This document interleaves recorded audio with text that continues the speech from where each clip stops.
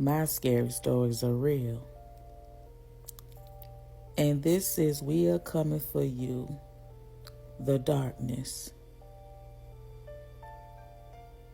If y'all want to see the rest of this series, y'all are going to have to go to my TikTok and subscribe to my channel. Let me tell y'all about deep-rooted trauma. When a person has went through any type of trauma, whether if you was essayed or it was domestic, etc., trauma can sometimes be a hard thing to pull away. Because one thing about the darkness protects us. And a lot of people don't understand that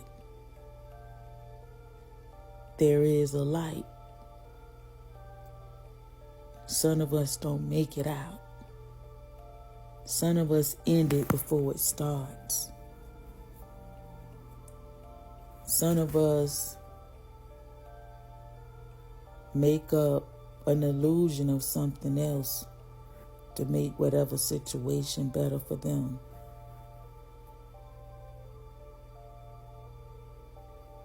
Some of us have ways of coping, whether if it's drugs or sex. Everybody handles their trauma a little bit different. It's not for you to tell nobody how to deal with their trauma. Some people deal with it by hurting other people. But let me tell you something. I never had it easy. I had to deal with my family. I had to deal with my peers.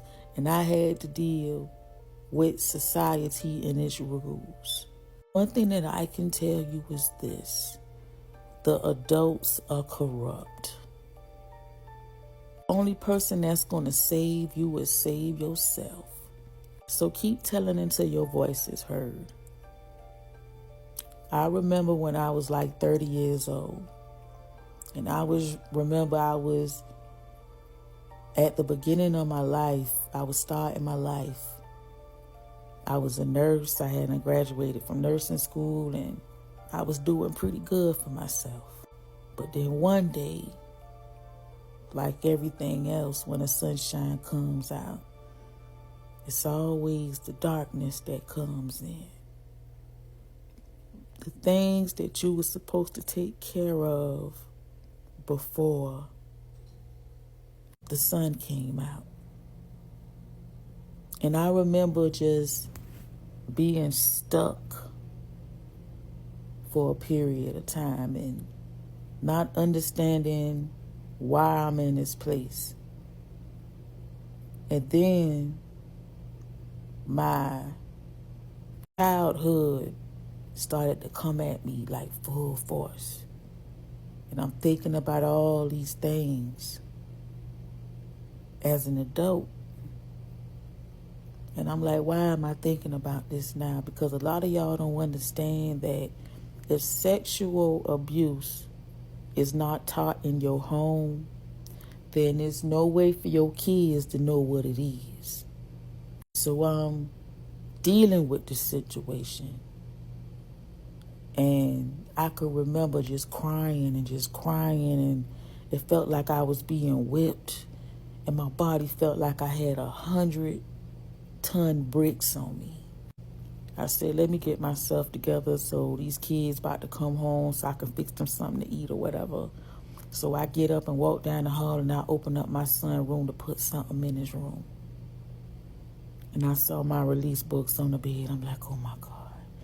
My heart started beating. I started catching panic attacks. So I go back in the room because I hear him coming in the house. And I'm sitting there, and I could hear him putting his books down, and he go in his room. And the closer he got to my room door, it was like my legs just felt like bricks. I said, hey, Mom, I hope you don't mind. I know you were sick and you couldn't take us to the library, so I had found your books and some books in your crate in the closet. He was like, but this one book right here, he was like, man, it was really good. And I'm sitting there like, oh my God. So something was just like, say it. I said, what you read about? And he was like, it was a girl that had a secret. And I said, I'm that girl. And he was like, oh, it makes sense. And it's a really good book, and I think you need to put it out there so that, you know, you can help people that's like you. So I end up doing that book May the 5th, 2016, the same day the Me Too movement came out. Like, it came out right on time. And I can't forget, man, I got so much fan mail. I was talking to people in the United Kingdom, you know, people who was over the SA, like foundations and stuff like that. Like, I was doing something good, and people that were around me, besides my family, was giving me my recognition. So my boyfriend was like, he wanted to take me out so that we could celebrate my accomplishments. He know that I like scary movies. So I'm at the house and I'm cleaning up and I'm waiting for him to come, and he come in the house and he hugged me and kissed me and whatever. He was like, you ready? And I said, yeah. So I get out in the car and I said, oh shit, I forgot my chapstick. So I go in the room and I'm looking for the chapstick, and all of a sudden my room door open and a sheet of paper fell on the floor in front of me. And I picked it up and I said, what is this doing out? So closed the closet door and I put the paper on the bed. My boyfriend takes me to see 50 Shades of Black by Marlon Wayans. As soon as the credits started, it felt so familiar. Even the name, Christian Black,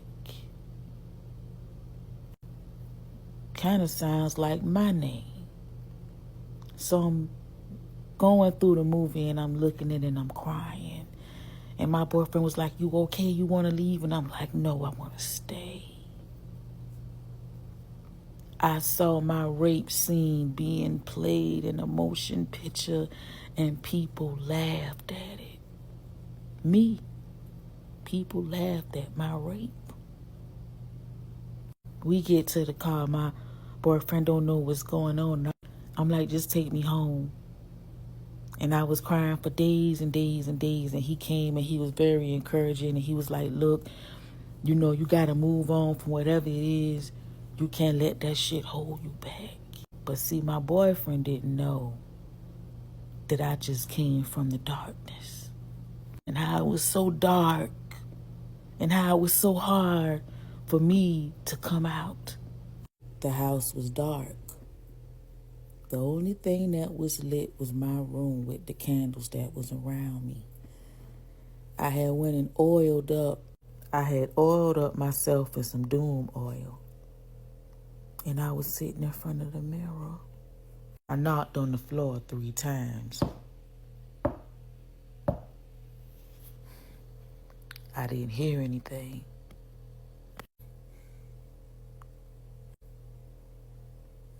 Then I started crying and said maybe it was all in my head. A second later, I heard something creeping down the hallway, and a shadow came into my room,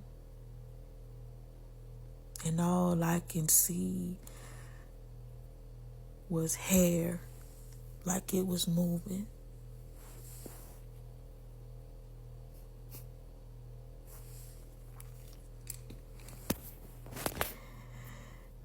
She sat behind me, and I said to her, anybody who wronged me, I want you to have your way with them, and I want to watch.